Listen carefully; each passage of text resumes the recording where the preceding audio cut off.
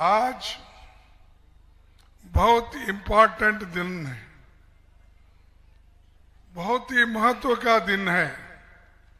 इसलिए नहीं कि हम चुनाव लड़ रहे हैं, इसलिए नहीं हमने आपको 3 कैंडिडेट के लिए वोट मांगने आए हैं। इसलिए महत्व का दिन है। इस देश के आजादी के लिए लड़ाई लड़े और इस देश के प्रथम प्रधानमंत्री बने जवाहरलाल नेहरू जी का आज जन्मदिन है। जवाहरलाल नेहरू जी ये मामूली व्यक्ति नहीं थे या एक मामूली प्राइम मिनिस्टर नहीं थे। ये देश विदेश में इनकी प्रतिभा थी और एक सेक्युलर, एक बहुत विद्वान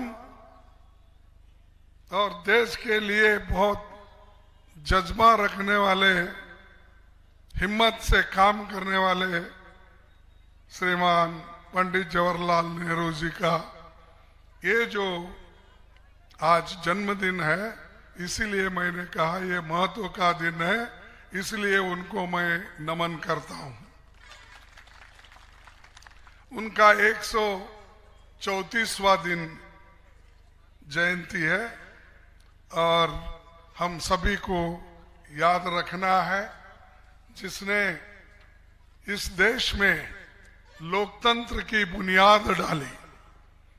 और हम जो लोग आज लड़ रहे हैं, इस लोकतंत्र के बचाने के लिए, देश के संविधान को बचाने के लिए आज हम जो लड़ रहे हैं, उन्होंने जो बना के रखा था ढांचा, और डॉक्टर बाबा साहब अम्बेडकर ने उनको साथ देकर जवाहरलाल नेहरू जी और बाबा साहब अम्बेडकर दोनों ने मिलके इस देश में ऐसा एक संविधान बना, सारे गरीबों को, सारे महिलाओं को, सारे जितने भी किसान हैं, सबके लिए अगर किसी ने वोटिंग का अधिकार दिया, ये दोनों ने मिलके जो संविधान बनाया, उससे आज सबको वोटिंग का अधिकार है।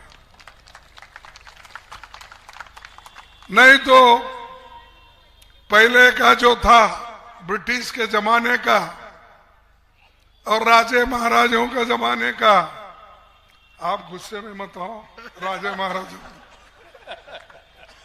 तो मेरा तो जन्म ही बाद में हुआ। लेकिन सोच कहाँ जाती, कभी कभी वो सताते रहती है। तो ये जो आजादी के पहले वोटिंग थी, ब्रिटिशरों ने जो इस देश में चंद लोगों के हाथ में ही वोटिंग पावर दी थी, जिसके पास बहुत जमीन है, जिसके पास टैक्स देने की शक्ति है, जिसके पास दुकानदारी है, ये सारी चीजें जिसके पास है, उसी को वोटिंग पावर था। किसी किसान को नहीं था, किसी महिला को नहीं था। अब दलितों का तो छोड़िए, वो तो सेकंड क्लास सिटीजन, उनको तो कोई पूछता ही नहीं था। तो ऐसी परिस्थिति में इस देश में संविधान बना के छोटे बड़े, गरीब, महिला, सबको समान अधिकार दिया और सबको एक ही वोट, दलितों को, पिछड़ों को, महिलाओं को और गरीब किसानों को, उनको एक ही वोट। और इस देश में जो अमीर लोग हैं, पहले के जो राजा महाराजा भी है उनको भी एक ही वोट, उसकी कीमत भी उतनी। क्या आपके वोट को कम नहीं था, कम नहीं समझते और उनके वोट को भारी नहीं समझते? ये सबको समान, सब जाति के लोगों के लिए, हिंदू हो, मुसलमान हो, सिख हो, ईसाई हो, पारसी हो, बुद्धिस्ट हो, कोई भी हो, सबको समान अधिकार, समान हक और उस वोटिंग को एक ही कीमत, एक ही वैल्यू थी। ये कांग्रेस ने किया और ये पंडित जवाहरलाल नेहरू जी ने किया, बाबा साहब अम्बेडकर ने हमको वहां पर मेहनत करके गरीबों के लिए दिलवाया। तो ये है खूबी कांग्रेस की। और कांग्रेस के बारे में सबसे ज्यादा गालियां देते हैं बीजेपी वाले। मुझे समझ में ही नहीं आता बीजेपी वाले गालियां क्यों देते। अरे भाई, आपको मालूम होता आजादी की कीमत क्या है। अगर आपके घर में कोई आजादी के लिए लड़कर मरता तब तुमको मालूम होता था आजादी की कीमत क्या। अगर आपके घर में घर के लोग अगर जेल जाते, जेल में अगर आटा पीसते,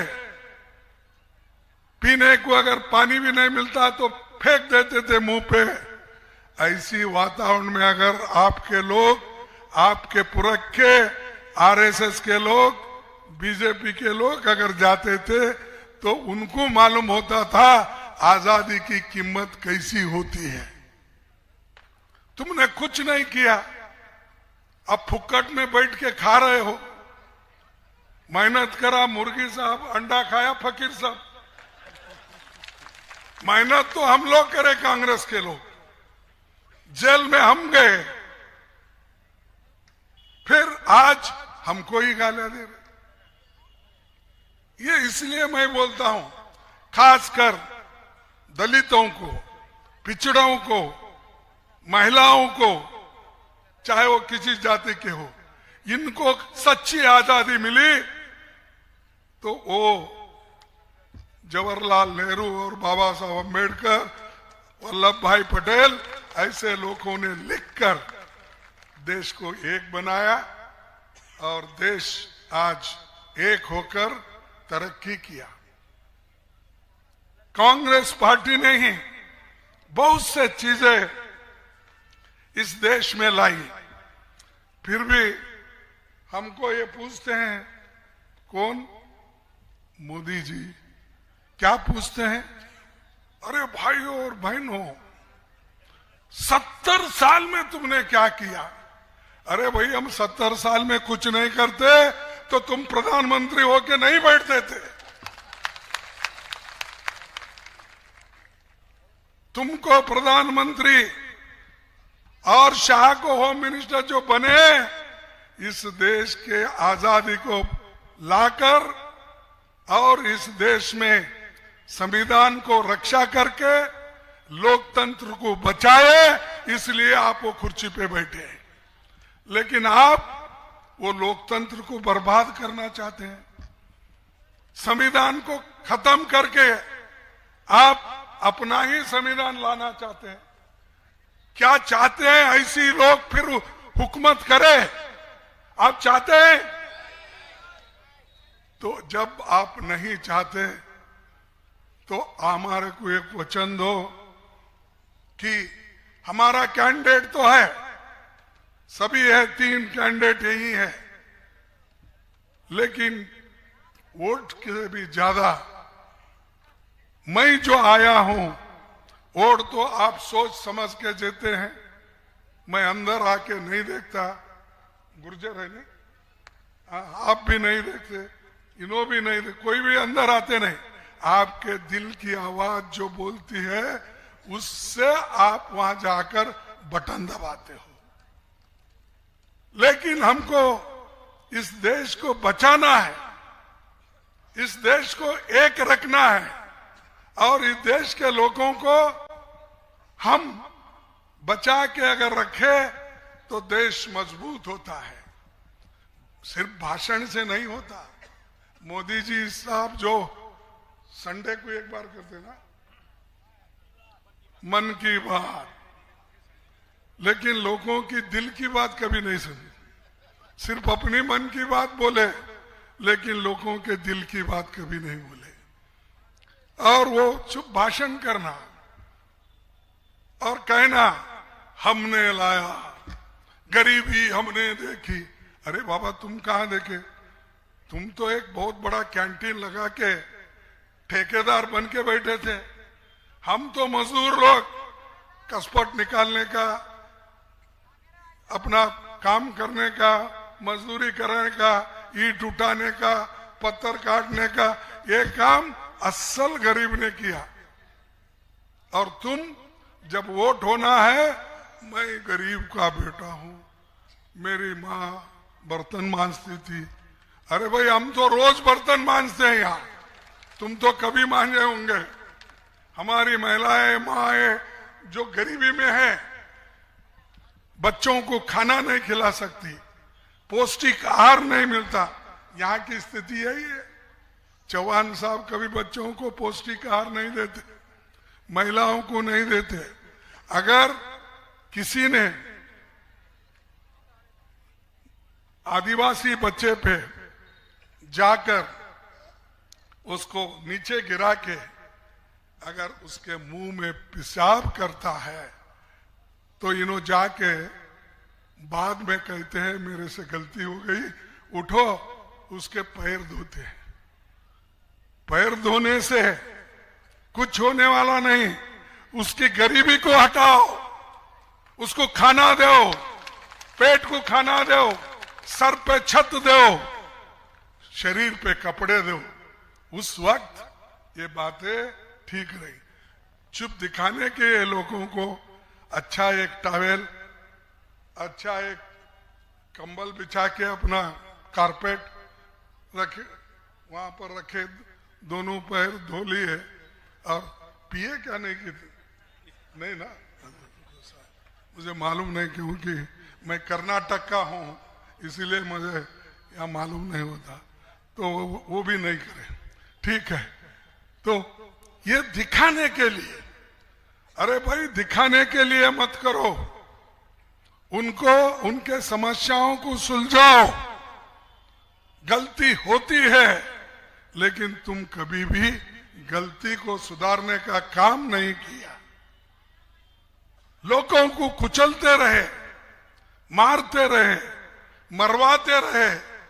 अगर ऐसी सरकार रही क्या देश की भलाई होगी?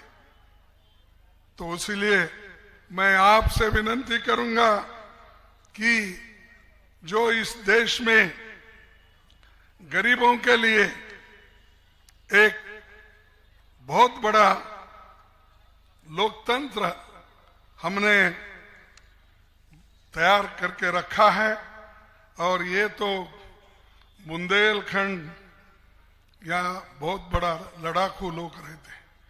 बहुत से लोग, मैंने सुना कि मिलिट्री में जाने वाले लोग बहुत हैं, लेकिन मिलिट्री में जाने वाले लोग यहाँ से जो भर्ती होते हैं उनके लिए मोदी ने बहुत अच्छा एक काम किया है। कौन सा काम? अग्निवीर। अग्निवीर कितने दिन के लिए? 4 साल के। अरे भाई 4 साल के लिए एक अग्निवीर बोल के उसको बुला के तैयार करके दिए तो क्या उसको पेंशन मिलेगा? क्या उसको प्रमोशन मिलेगा? क्या कम से कम उसकी नौकरी तो परमानेंट होगी? नहीं। तो ऐसे झूठ बोलने का उनके पास बहुत बड़ा लिस्ट है। किनके पास? मोदी जी के पास बहुत बड़ा लिस्ट है झूठ बोलने का। पहले तो बोले नौजवानों को, अरे मैं अग्निवीर, देश के लिए जोश। अरे देश के लिए सब जोश है, कुर्बानी किए, सूली पे चढ़े, तब तो देश आजाद हुआ है। उस वक्त तो आप अभी जन्मे नहीं थे। तो भाइयों, मैं आपसे यही कहूंगा, अग्निवीर जैसा स्कीम लाए, कोई गरीब को फायदा नहीं हुआ, और उनको आज फिर 4 साल कंप्लीट करके वो रास्ते पे फिर रहे पापी, उसको कोई एम्प्लॉयमेंट नहीं। देश में 30 लाख सरकारी नौकरी खाली है। कितने हैं? 30 लाख। मोदी साहब भर्ती करो। रेलवे में खाली है, पोस्ट ऑफिस में खाली है, स्कूल में खाली है, डिफेंस में खाली है, हर जगह खाली है। मैंने वो टोटल सब पार्लियामेंट से लिया, 30 लाख नौकरियां खाली है। और 30 लाख में आप भर्ती कितना कर रहे हैं? 10,000, 15,000, 20,000 करके क्या करते हैं उसमें कि जैसा कि ये पहले तो आपको नौकरी करने वालों को भी मालूम है, दूसरों को भी मालूम है, वो पोस्ट ऑफिस से आता था। आपको नौकरी मिली और ये इस जगह पे आप जाके रिपोर्ट करो। अब सब छोड़ के मोदी साहब क्या कर रहे हैं, ये जो नौकरी मिलती है या अपॉइंट होते हैं, मुस्लिम, हिंदू, कोई भी हो, शेड्यूल कास्ट, उनको स्टेज पे बुलाते हैं। स्टेज पे बुलाकर वो अपॉइंटमेंट के ऑर्डर, वो भी उसमें खास आरएसएस के लोग ही रहते हैं। इन्हें चुने गिने कहीं सैंपल के लिए ये दलित, बैकवर्ड, किसान के बच्चे ये रहते हैं। तो वो सबको खड़ा करके मोदी जी ऐसा दिखाते हैं, उन्होंने भी पकड़ो भाई, ऐसा दिखाते हैं, ये मिली नौकरी। अरे 30 लाख नौकरियां हैं और तुम लोगों को बेवकूफ बनाने के लिए प्रधानमंत्री दे रहा है। मेरा 53 साल चल रहा है, एमपी, एमएलए सब बन के। मैं 12 इलेक्शन लड़ा, 12 इलेक्शन जीता। ये परसों का एक इलेक्शन हारा, परसों। वो कारण सबको मालूम है। मोदी जी तो बोले मुझे, क्या कहे, खड़गे साहब आप तो हमसे बड़े हैं उम्र में, अब आपका सलाह हमको जरूरी है, लेकिन आने वाले चुनाव में आप इस सदन में हमें मार्गदर्शन करने के लिए यहां बैठेंगे या नहीं? तो उसका मतलब क्या होगा? तुमको बैठने नहीं देंगे, तुमको यहां बैठने नहीं देंगे। ये बात उन्होंने कही और पूरे आरएसएस, बीजेपी के लोग मेरे पीछे लगे।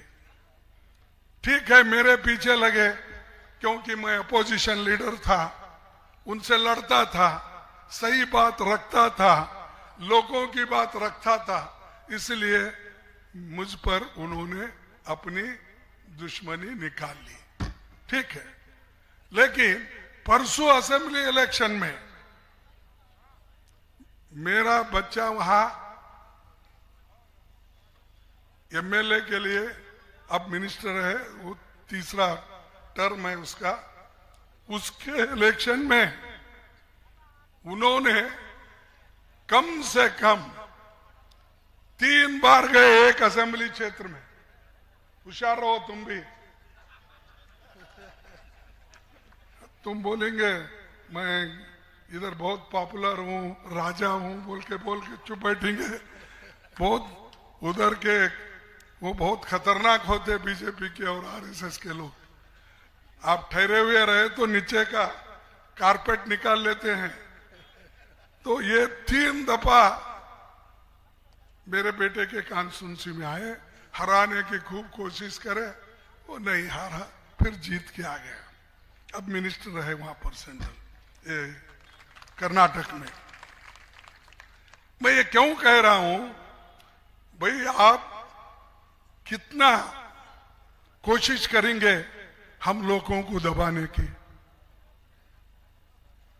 मैं ये कहूंगा, मेरे को याद है कहीं कहा था मैं, मोदी साहब खूब कोशिश करो हमें मिट्टी में दबाने की, खूब कोशिश करो हमें मिट्टी में दबाने की। हम बीज है, बार बार उठने की आदत है। हम तो बीज है, बार बार हमको मट्टी से निकलने की आदत है। तो आप हमको ऐसा खत्म नहीं कर सकते। और हम लड़ते हैं। कांग्रेस लड़के तो आजादी दिलाई, ये डरने वाली नहीं है। इसीलिए तो राहुल गांधी जी कन्याकुमारी से लेकर कश्मीर तक अकेले लाखों लोगों से मिले, मिलकर बूढ़े बड़े सबको, महिलाओं को, शिक्षित लोगों को, सबसे मिलकर उन्होंने गले लगा के उनके समस्याओं को पूछा। यहां पर चौहान साहब क्या करते हैं, कुछ तो हो गया तो मेरे माता है कोई रही, उनको मिलने आए तो ऐसा गला ले कि इन्हों ही रोने शुरू करते हैं। अब भाई तुम रोए तो क्या है, उनका रोना क्या है पहले सुनो, बाद में तुम रो जाओ। ऐसा कांग्रेस कभी किसी समस्या में रोया नहीं, वो हमेशा लड़ता रहा। लड़ते हुए अपने लोगों के समस्याओं को समझाया और पूर्ति किया। लोगों को मनरेगा जैसा स्कीम किसने दिया? कांग्रेस ने दिया। उस मनरेगा जैसे काम को भी पहले इन्हों बीजेपी के लोग कहते थे कि भाई ये फालतू है, इसमें कुछ नहीं है। और उसमें तो हमारे मोदी साहब तो कहते थे, खरगे साहब ये जो नरेगा योजना है, ये स्कीम तो आपके लोगों की स्मारक है, ये इसको मैं जिंदा रखता हूं, इस मरेगा स्कीम को मैं मरने नहीं दूंगा। यानी ऐसे ही उनका एक फालतू है, रखूंगा। अरे हमने इसलिए लाया था, जिस मजदूर के हाथ में काम नहीं उसको काम दिलाने के लिए हमने वो नरेगा योजना लाई। फूड सिक्योरिटी एक्ट, बच्चों को खाना नहीं मिलता था, गरीब लोगों को पेट को अन्न नहीं मिलता था, उनको पेट भरने के लिए हम सिक्योरिटी एक्ट लाए। और हमने जो बनाया उसका सब मजाक उड़ाते रहे। बच्चों को पढ़ने के लिए उनको सबको हमने फ्री एजुकेशन स्कीम लाया। आपकी फिलॉसफी तो कहती है बीजेपी की, आरएसएस की, कोई गरीब का बच्चा पढ़ना नहीं, कोई शूद्र का बच्चा पढ़ना नहीं। गलती से भी अगर वो संस्कृत के शब्द को सुना तो उसको पकड़ लेके आके उसके कान में शीशे डालना गरम करके। ऐसी व्यवस्था आपकी थी। उस व्यवस्था को खत्म करके सब एक होना, सभी को समान होना, सामाजिक न्याय होना, इसके वजह से हमने शिक्षण को भी महत्व देते हुए हजारों लाखों स्कूल खोले। तुम क्या करे? और नेहरू जी ने लाखों लोगों को काम देने के लिए बड़े बड़े कारखाने खोले और उस कारखाने को उन्होंने कहा ये आधुनिक टेम्पल है, ये आधुनिक मंदिर है, इससे बच्चों का, देश का उद्धार होता है। लेकिन इन्हों उनका किसी का सुनते नहीं। और यहां तक कि ये जो अपना दंतिया का एक दंतिया गांव एक ऐसा है कि यहां पर हिंदू मुसलमान सभी मिलकर रहने का एक बहुत बड़ा स्थान है। पहले भी ऐसा ही था, आजादी के बाद में भी तो एक रहे, तो इसीलिए एक बहुत बड़ा यहाँ पर गंगा जमुना की तालीम है और वो मिल के रहने का एक उनका मन है। और यहाँ आके वो बिगाड़ते हैं। उनकी बात में मत आइए। आके गए क्या? शाह साहब आए थे क्या? कल आए थे? अच्छा ठीक, आए चले गए, कुछ देखे नहीं, ठीक है। तो आप फिर उनके झांसे पे मत आओ, क्योंकि हमेशा ये झूठ बोलने की उनकी आदत है। मैं इसलिए बोला, तो हम तो जो कहते हैं वो करते हैं। ये बच्चों के लिए किया, महिलाओं के, मजदूरों के लिए, नौजवानों के लिए, उनका क्या है? यही मोदी साहब बोले 2019 में, 2014 में, क्या बोले? भाइयों बहनों, मैं अगर मुझे प्रधानमंत्री बनाए तो प्रधानमंत्री बनने के बाद मैं ये जो काला धन है बाहर रखे हैं विदेश में, वो पूरा काला धन लाके आपको 15-15 लाख दूंगा। मिला 15 लाख आपको? नहीं मिला। प्रधानमंत्री झूठ बोलते हैं, झूठ बोलते हैं। ये मुझे तो ऐसा शक लग रहा है, ऐसा आदमी प्रधानमंत्री इस देश का जो बोलता है वो करेगा। नहीं मिला बोल के आप बोल रहे हैं, मेरे को ताज्जुब हो गया। 15 लाख नहीं मिला, ये झूठ है ना? झूठ है। तो एक झूठ लिख लो। फिर मैं अगर झूठ बोला तो आप सब लोग क्या बोलते हैं? बीजेपी के और दूसरे लोग क्या बोलते हैं? खरगे साहब ऐसा बोल के गए, लेकिन अब कुछ समझ में आया ये झूठ है। दूसरी बात बोले उन्होंने दूसरे इलेक्शन में, भाइयों और बहनों, माताओं, आपके बच्चों को, युवाओं को मैं हर साल 2-2 करोड़ नौकरियां दूंगा। कितना? 2 करोड़। मिला 2 करोड़? ये क्या है भाई? आप लोग कुछ ना कुछ आप में कमियां हैं। प्रधानमंत्री खुद बोल रहा है मैं 2-2 करोड़ दूंगा, वो कैसा झूठ बोल सकते? झूठ बोले बोले, ये दूसरा झूठ हो गया। और वो बोले कि किसानों की आमदनी मैं बढ़ाऊंगा और दुप्पट आमदनी करूंगा। किए दुप्पट आमदनी? नहीं। अरे मैं जो पूछ रहा हूं उसको सब नहीं बोल रहे। तो प्रधानमंत्री इतना झूठ बोलते हैं, शाह इतना झूठ बोलते हैं। अगर मैं कहूं पार्लियामेंट में, अगर मैं कहूं अगर भाषण में, तो मेरे को क्यों आप गालियां देते? मेरे को क्यों ऐसा बोलते? तुम खुद झूठे हो, झूठों के सरदार हो, और तुम मुझे कहते हो, कांग्रेस को गालियां देते हो। तो इतने झूठ बोल के हुकूमत में आने वाले लोग, तुम लोगों से कैसा भ्रमित कर रहे हो ये मालूम होता है। अभी कहने के बहुत कुछ है, लेकिन मुझे आगे जाना है। और भी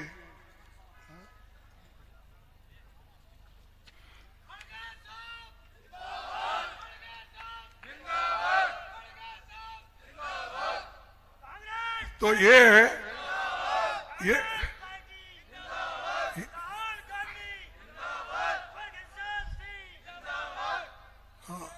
ये दिक्कत है कि जो उन्होंने नहीं किया, जब हम लोगों के सामने जाके कहते हैं, तब नौजवान लोग भी बहुत गुस्से में रहते थे। जब उनको 2 करोड़ नौकरी नहीं मिली, 15 लाख रुपए नहीं मिला, किसान की आमदनी नहीं बढ़ी, तब से वो बोले कि ये सब झूठ बोल रहे। अब उनको मालूम हुआ हम मगर कहते कांग्रेस वाले, देखे नहीं बहुत अच्छा काम कर रहा है मोदी, अब जीएसटी, गरीब लोग छोटे मोटे दुकानदार हैं, छोटे मोटे कारखाने हैं, उनको भी उन्होंने सताया, उनको भी उन्होंने कहा तुम्हारे मुद्रा स्कीम में मैं इतना लोन दूंगा, आप लाखों लोगों को काम पे लगाएंगे। हुआ ऐसा? लाखों लोगों को काम मिला? मैं जो पूछ रहा हूं उसको नहीं नहीं बोले तो कैसा? कुछ तो किया होगा ना काम? कुछ नहीं। एक और एक क्या है, देखो इन्हों चोरी भी कैसा करते हैं, अगर डाका डालते हैं, चोरी करते हैं, बड़ा बड़ा करते हैं। आपकी सरकार आई 2018 में, 2018 में आपकी सरकार आई तो इन्होंने हमारे एमएलएस को उठा लेके उनको रिश्वत दिला के उन्होंने यहाँ की सरकार तोड़ी, यानी हमारी सरकार की चोरी हो गई। और ये लोग चोरी करके जाके ये आज ये सरकार है, ये तो चोरों की सरकार ही है। फिर ये मैं नहीं बोल रहा हूं, आप ही बोले कि आपके पास लोग उधर भाग गए, उनको रिश्वत दिए, देकर यहां सरकार चौहान साहब बनाए, तो ये चोरी हो गई ना। अगर मैं बोले तो क्या है भाई, गुस्सा क्यों आना आपको? ये सब आप ही के हैं जुमले। जब शाह साहब को पूछे क्या ऐसा आपने बोला था 15 का 2 करोड़ का आमदनी, अरे वो सब चुनावी जुमले थे बोले, ये सब चुनावी जुमले चलता।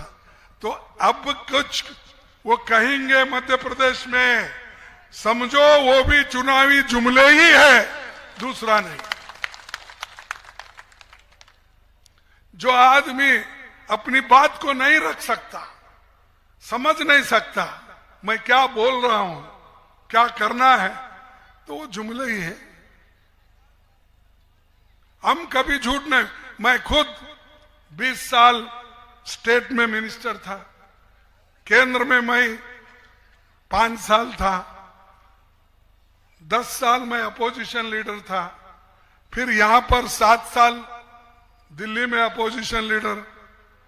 तो मैं कभी झूठ नहीं बोलता था, जो होता वो यस, जो नहीं होता हम बोलते थे भाई अपने पास पैसे नहीं है, लोगों को झूठ नहीं बोलना चाहिए, उनको जितना होता है उतना करके। और ये हमको सिखा रहे हैं। और एमएलए को लालच दिखाकर लेके गए, ये चोरी का सरकार बनाए।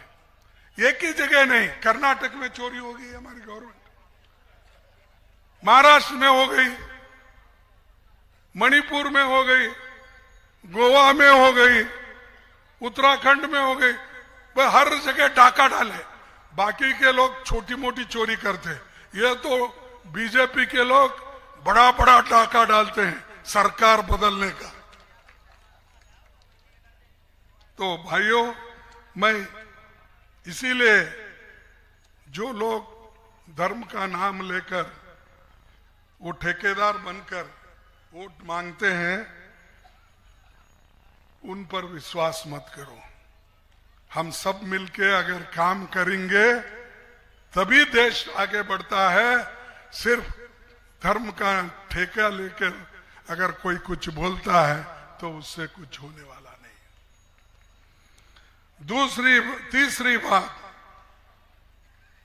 ये भगवान को भी नहीं छोड़े भैया। महाकाल कॉरिडोर, वहां पर मुझे रिपोर्ट आया 800 करोड़ की ये बजट थी, यहां पर भी मूर्तियां टूटकर बह गई ऐसा सुना। सच है? हा? सच है। तो ये मैं तो नहीं बना रहा हूं ना, ये तो रिपोर्ट है। ये सारी चीजें हमने अभी आके यहां लिख लेके नहीं बोल रहे, ये सारी चीजें आपके पास जो है, हमको जो वो उसकी माहिती मिली है, उसका जो इंफॉर्मेशन मिला उस आधार पर बोल रहे हैं, ये कर दिए। और एक मध्य प्रदेश में 10वीं और 12वीं के 15 में 12 पेपर लीक हो गए। यानी शिक्षण में भी वहां भी चोरी। पेपर इंटरनेट पर 300-400 रुपए तक में बिके। फरवरी 2023 में नर्सिंग का पेपर भी लीक हो गया। कितने चोरी होते भाई, समझ में नहीं आ रहा। पटवारी की भर्ती में 10 में से 7 टॉपर ग्वालियर का एक ही एग्जामिनेशन सेंटर में आया, दूसरे कहां बताइए। ये जो चीजें हैं, और हमारे लोग हमेशा ये कहते हुए आए, तो मैं एक कहूंगा, हम जो कर रहे हैं उनका करप्शन तो छोड़ दूंगा मैं, तो मैं सिर्फ इतना करूंगा कि हम क्या करने जा रहे हैं। जो पहले तो 15 महीने में, अभी आपने कहा, मैंने सुना, farm loan waiver 27 lakh farmers का कर्जा माफ किया। ये हमारी गवर्नमेंट की देन है। 100 यूनिट इलेक्ट्रिसिटी पर 100 रुपए था। ओबीसी रिजर्वेशन 27% इंक्रीज किया। और हमारे पास कर्नाटक में जो पैटर्न था, उसी ढंग से यहां पर हमने करने का वायदा किया है। और इसी ढंग से आपको जो कह रहे हैं हम, उसी तरह निश्चित रूप से हम अपने लोगों को दिलाएंगे। और आखिरी में 11 गारंटीज हमने घोषित किया है कांग्रेस पार्टी की तरफ से। महिलाओं को 1,500 रुपए प्रति माह, 1,500 रुपए प्रति माह, 500 रुपए में गैस सिलेंडर, 100 यूनिट बिजली, 100 यूनिट बिजली बिल माफ, 200 यूनिट का हाफ। अगर 100 के ऊपर 200 तक हुआ तो उसको आधा बिल, सिर्फ 100 हुआ तो पूरा माफ। तीसरा, किसानों का कर्ज माफ, पहले तो जो किए अभी भी करें। कर्मचारियों के लिए आए पुरानी पेंशन, किसानों का 5 हॉर्स पावर बिजली बिल माफ, सिंचाई के पुराने बिल भी माफ, 27% ओबीसी आरक्षण का भी लाभ मिलेगा। 12 घंटे सुनिश्चित सिंचाई बिल बिजली, यानी 12 घंटे अनइंटरप्टेड, यानी सतत चलेगा बिजली। और जातिगत जनगणना का भी लाभ, ओबीसी बैकवर्ड क्लासेस के लिए, सभी कम्युनिटी के लिए जो सेंसस करेंगे जाति गणना, उसका लाभ सबको होगा। चंद लोग भड़का रहे कि देखो तुमको फायदा होता, उनको सबको फायदा होता। कि एक मासी हालत क्या है, बैकवर्ड की मासी हालत क्या है, उसके पास कितना जमीन है, उसके लोग कितने पढ़े लिखे हैं, कितने डिग्रियां हासिल किए, ऐसे सब कम्युनिटी के आते हैं। बैकवर्ड क्या आते हैं, एससी के, एसटी के, अपर कास्ट के, सब क्या आते हैं। तो इसको मोदी जी क्यों इसको विरोध कर रहे हैं मुझे मालूम नहीं। वो विरोध करते रहेंगे। अगर हमारी गवर्नमेंट आई तो हम ये जरूर करेंगे। और ये खासकर जो सेंट्रल के है वो तो मैं अलग रखूंगा, लेकिन यहाँ 27 ओबीसी आरक्षण का लाभ तुमको होगा। जो किसान आंदोलन के मुकदमे आप लोगों के ऊपर है वो पूरा हम वापिस निकाल लेंगे। जितने भी लोगों के ऊपर केसेस है वो वापिस लेंगे। तो इसलिए अब देर बहुत हो गई है। मैं एक शेर बोलूंगा और मेरे भाषण को समाप्त करूंगा, क्योंकि ये मोदी जी के वायदे हैं, उसके ऊपर बोलूंगा, फिर बाद में महंगाई के ऊपर मेरा बोलूं। सुबह से शाम तक इंतजार कौन करे। मोदी झूठे वायदों पर शायरी है या दूसरा कुछ बोलेंगे फिर हमारा ऊपर बोलेंगे। सुबह से शाम तक इंतजार कौन करे, तुम्हारे वायदे पे अब एतबार कौन करे।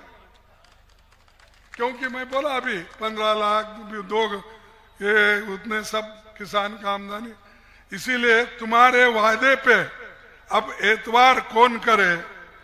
सजा किए कि अभी तक भुगत रहे हैं हम। आपने जो वोट देकर ये जो सजा पा रहे हैं ना, अभी तक वो भुगत रहे हैं। पुरानी भूल भला बार बार कौन करे। ये पुरानी भूल भला बार बार कौन करे। कम से कम अब तो कांग्रेस को बटन दबाओ, वोट डालो। अब महंगाई तो इतना है, नौकरियां भी नहीं है, तर उसके ऊपर उन्होंने ध्यान ही नहीं देते। आज खजाने के मंत्री को अपना हुनर दिखाना है महंगाई के ऊपर से। आज खजाने के मंत्री को अपना हुनर दिखाना है। चारा जो चूग रहे परिंदे उस पर टैक्स लगाना है। चारा जो चूग रहे हैं परिंदे उस पर टैक्स लगाना है। महंगाई का असली मुद्दा दंगों में दब गया कहीं। महंगाई का असली मुद्दा दंगों में दब गया कहीं। नए पैतरे के बल पर आसान ताज हथियाना है।